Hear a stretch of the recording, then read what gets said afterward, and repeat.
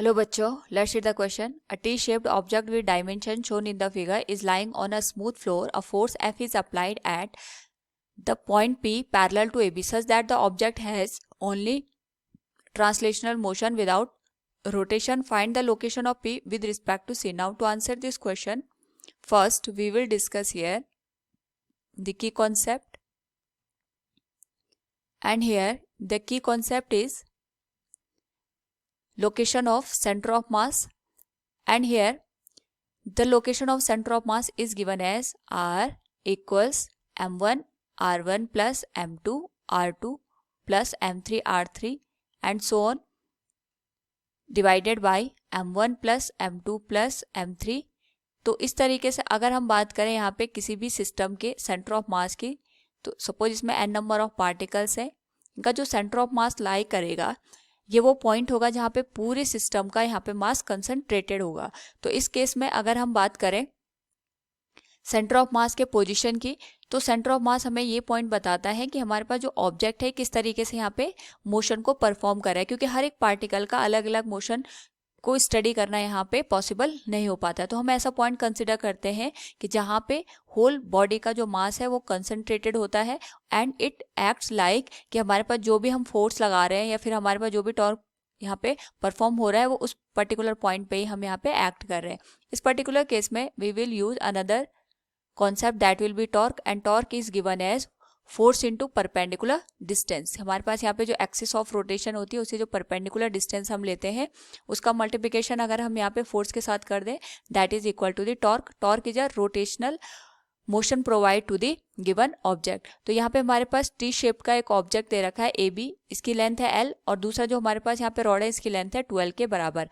यहाँ पे हमसे कह रहा है कि हम एक पॉइंट पी है इस पे फोर्स अप्लाई कर रहे हैं एफ, इस तरीके से कि जो पूरा सिस्टम है इसमें केवल ट्रांसलेशनल मोशन हो रहा है, यानी इस पे जो रोटेशनल मोशन की वैल्यू है दैट इज इक्वल टू 0। और वी नो दैट जहाँ हमारे पास यहाँ पे रोटेशनल मोशन की वैल्यू 0 है, इसका मतलब ये होगा कि इस पे जो नेट टॉर्क की वैल्यू होगी दैट विल ऑल्सो बी 0, इसकी वैल्यू भी 0 के बराबर होगी। और टॉर्क को हम यहाँ पे लिख सकते हैं फोर्स इंटू परपेंडिकुलर डिस्टेंस, इनका जो प्रोडक्ट होगा ये भी 0 के बराबर होगा, क्योंकि हम यहाँ पे फोर्स तो अप्लाई कर रहे हैं, इसका मतलब दोनों में से एक टर्म 0 होने के लिए फोर्स की वैल्यू तो 0 होगी नहीं, केवल हमारे पास यहाँ पे परपेंडिकुलर डिस्टेंस की वैल्यू 0 होगी, तभी जाके जो टॉर्क है ये 0 हो सकता है। तो इस पर्टिकुलर केस में हम जो फोर्स है ये पी पॉइंट पे अप्लाई कर रहे हैं, हमें इसी पी पॉइंट की पोजीशन को फाइंड आउट करना है with respect to the C point given in the rod. अगर मैं इस रॉड को नाम दे दूं यहाँ पे पी और क्यू के बराबर, तो यहाँ पे हमने जो पॉइंट लिया है सी, इसी के रिस्पेक्ट में हमें पी की लोकेशन को फाइंड आउट करना है कि पी पॉइंट लाई कहाँ पे कर रहे हैं। नाउ यहाँ पे अगर हम बात करें सबसे पहले, क्योंकि हमारे पास जो टॉर्क की वैल्यू है ये 0 है, टॉर्क 0 होने का मतलब ये हो गया कि हमारे पास यहाँ पे जो परपेंडिकुलर डिस्टेंस होगी इसकी वैल्यू 0 होनी चाहिए। परपेंडिकुलर डिस्टेंस हम बेसिकली लेते हैं द एक्सिस ऑफ रोटेशन से, तो यहाँ पे जो एक्सिस ऑफ रोटेशन है ये पूरे सिस्टम के सेंटर ऑफ मास पे लाई करेगा, तो इसके करस्पॉन्डिंग हमारे पास जो परपेंडिकुलर डिस्टेंस की वैल्यू आएगी वो 0 आएगी। यानी अगर हम इसको यहाँ पे और आसान भाषा में समझें तो हमारे पास अगर इस सिस्टम में केवल ट्रांसलेशनल मोशन हो रहा है, there is no rotational motion, ये तभी पॉसिबल है जब हमारे पास जो फोर्स हम लगा रहे हैं वो इसके सेंटर ऑफ मास पे यहाँ पे काम कर रहा हो। और अगर हमारे पास जो फोर्स है ये सेंटर ऑफ मास पे काम करेगा, इसका मतलब जो परपेंडिकुलर डिस्टेंस होगी between axis of rotation that is passing through the centre of mass and the point of the force, ये हमारे पास यहाँ पे 0 के बराबर हो जाएगी। तो इसका मतलब हमारे पास यहाँ पे जो P पॉइंट है it is at the centre of mass of the whole system. जो PQ रॉड है और AB इन दोनों का जो सेंटर ऑफ मास बनेगा उसी पॉइंट पे हमारे पास यहाँ पे फोर्स अप्लाई हो रहा है। So we can write P point will be at centre of mass of rod AB and PQ। PQ और AB को मिला करके जो हमारे पास सेंटर ऑफ मास की पोजीशन बनेगी वही हमारे पास यहाँ पे P की लोकेशन भी हो जाएगी। तो सबसे पहले हम यहाँ पे AB और PQ जो रॉड हैं इनके लिए जो सेंटर ऑफ मास है इसकी लोकेशन फाइंड आउट करते हैं। तो वी कैन से दैट जो AB और PQ रॉड है हमारे पास बोथ आर सिमेट्रिकल, और साथ में अगर हम यहाँ पे बात करें मास ऑफ रॉड AB का जो हमारे पास यहाँ पे मास है ये m के बराबर होगा और इसकी जो लेंथ है l के बराबर है। इसी तरीके से अगर हम बात करें यहाँ पे मास ऑफ रॉड PQ, क्योंकि इसकी जो लेंथ है ये 12 के बराबर है, तो इसका जो मास होगा ये हमारे पास यहाँ पे 2m के बराबर होगा।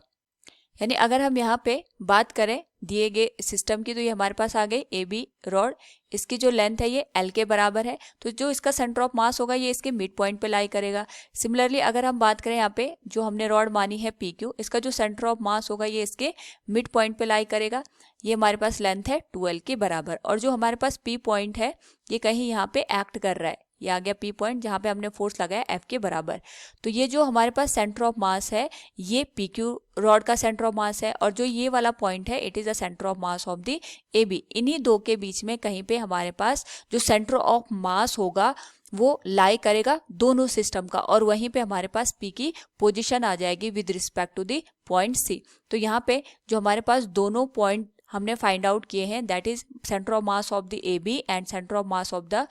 पी क्यू, इसको मैं नाम देती हूँ फर्स्ट एंड इसको मैं नाम दे देती हूँ सेकेंड। इन दोनों के हेल्प से we can find out the position of centre of mass, और हम यहाँ पे वाई कोऑर्डिनेट निकालेंगे। So we can say Y coordinate of center of mass of the given system, it will be given as y com equals m1 y1 plus m2 y2 divided by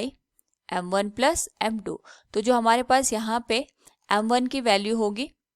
it will be, ये A B जो rod है इसका जो मास है m के बराबर होगा, और यहाँ पे इसके रिस्पेक्ट में जो हमने यहाँ पे पॉइंट लिया है y1, ये हम यहाँ पे जो C पॉइंट है इसको सेंटर मान के जो भी हमारे पास यहाँ पे y1 y2 की वैल्यू आएगी उसको हम यहाँ पे कैलकुलेट करेंगे, क्योंकि हमें C के रिस्पेक्ट में ही सेंटर ऑफ मास की लोकेशन यानी P पॉइंट की लोकेशन को फाइंड आउट करना है। तो जो हमारे पास AB और PQ वायर है इनके जो सेंटर ऑफ मास होंगे ये भी हम C के रिस्पेक्ट में ही यहाँ पे कैलकुलेट करेंगे, इसीलिए हमने केवल यहाँ पे y कोऑर्डिनेट ही सेलेक्ट किया है। तो C के रिस्पेक्ट में जो AB हमारे पास यहाँ पे है इसका जो सेंटर ऑफ मास है it will be at a distance of 2l, ये हमारे पास 2l के डिस्टेंस पे है, और जो m2 है it is a mass of pq that will be 2m, और इसके जो यहाँ पे सेंटर ऑफ मास की लोकेशन होगी ये इस 2l का जस्ट हाफ होगी that will be l divided by total mass, ये बन जाएगा 3m के बराबर। तो यहाँ से अगर हम इसको कैलकुलेट करें it will be 4ml divided by 3m के, और m से m कैंसिल हो जाएगा तो जो वैल्यू आएगी it will be 4l bye 3 के बराबर। तो जो सेंटर ऑफ मास की पोजिशन आएगी